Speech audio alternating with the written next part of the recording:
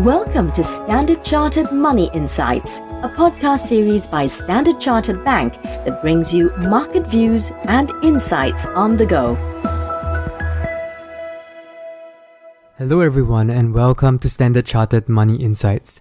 I'm DJ Cheong, an investment strategist at Standard Chartered Bank, and you are tuned in to our Weekly FX Navigator, where we talk about key currency drivers and catalysts for the week ahead. In today's episode, we will focus on the dollar and the framework we use.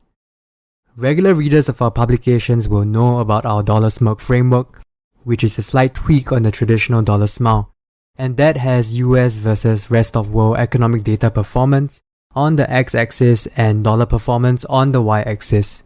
This suggests the dollar usually outperforms either in a global risk-off environment or when US growth outpaces the rest of the world. These are the left and right sides of the smile respectively. Now our team believes that this dollar smile has become more of a smirk in recent months. Let me explain why.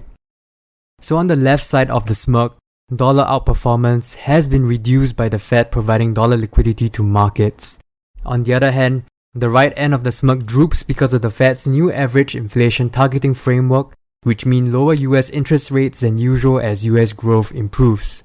The dollar is likely on the right end of the smirk today. If it were not for the Fed's new policy stance, the dollar could likely be higher. Although we are bearish on the dollar over the next 12 months as global growth eventually outperforms the US, given today's growth dynamics, the dollar can still remain supported in the near term. This week's focus is the FOMC meeting, where we expect the central bank to retain its dovish message despite the recent strength in economic data. The message that it will likely take some time for substantial progress to be achieved will likely remain.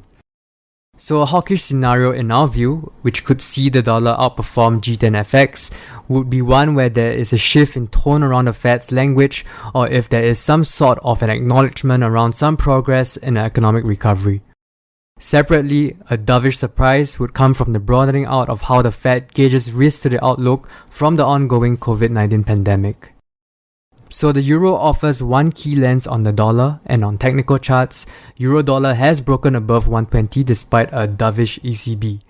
If the pair manages to trade above 121 in the near term, this could signal the start of a renewed euro-dollar rally, but having said that, we would likely need to see an acceleration in euro area vaccinations before expected yield and growth rate differentials can turn in favor of the euro. Without these signals, a range-bound dollar or a euro-dollar retest of around 117 is likely in the near term. That is all the time we have for this episode of the Weekly FX Navigator. If you would like to read our latest publications, please visit our website at se.com under latest market insights.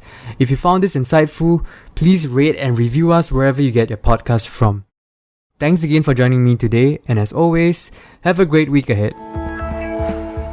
Thank you for listening to Standard Chartered Money Insights, a podcast series by Standard Chartered Bank. For more details on the latest market insights, subscribe to Standard Chartered Money Insights.